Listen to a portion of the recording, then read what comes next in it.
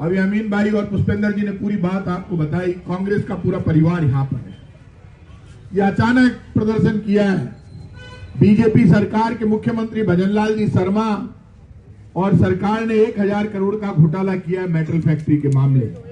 2 वर्ष से भाजपा सरकार है। सरकार की जिम्मेदारी थी कि सरकार मजदूरों का पक्ष रखती।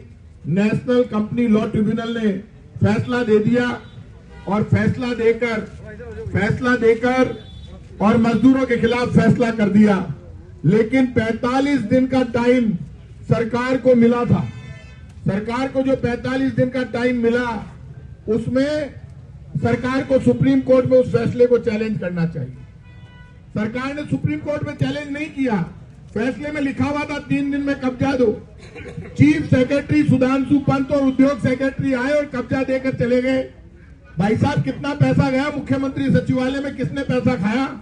सरकार कभी सुप्रीम कोर्ट और हाई कोर्ट का आदेश मानती नहीं है। 3 दिन में कब्जा कैसे दे दिया आपने एल्केमिस्ट को? 60,000 गज जमीन है 2000 करोड़ की। 25% पैसा तो मजदूर का बनता है। 2000 करोड़ की जमीन में से 500 करोड़ मजदूर को दे दो। 1500 करोड़ में बिकेगी। 49 करोड़ रुपए सिर्फ खर्च किए एल्केमिस्ट ने। उसको ब्याज सहित भी पैसे दोगे तो 150 करोड़ दे दोगे, 200 करोड़ दे दोगे तो भी सरकार को 1200 करोड़ रुपए मिलेंगे। सरकार को फायदा होगा। सरकार कह रही है 500 करोड़ हमको दे दो, हमें तो 1200 करोड़ नहीं चाहिए। अरे ऐसा पाप कभी हुआ है क्या? सरकार अपने हाथ में लेकर सुप्रीम कोर्ट में जाकर एफिडेविट दे दे कि एल्केमिस्ट को हम सेटिस्फाइड करेंगे, उसका पैसा दे देंगे, बोली लगाए ओपन, 2000 करोड़ से ऊपर की बोली आएगी।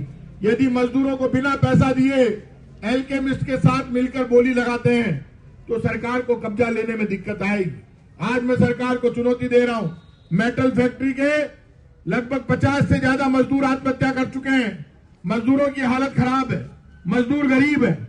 ये भारतीय जनता पार्टी के कई चमचे हैं, छोटे मोटे संगठनों पे खुद भूखा मर रही है और मजदूर बापड़ा भी भूखा मर रही है।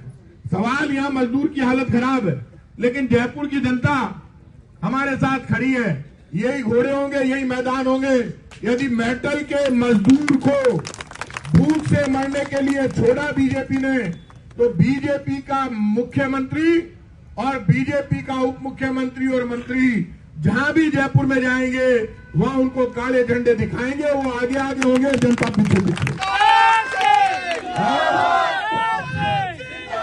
और जयपुर की सड़कों पर कोई टकराव होता है तो उसके लिए प्रताप सिंह खाचरियावास जिम्मेदार नहीं होगा। मेटल का मजदूर भूख से मरेगा तो जयपुर में मुख्यमंत्री और मंत्रियों की सभा नहीं होने दूंगा। झगड़ा होगा, झंझट होगा, सुन ले।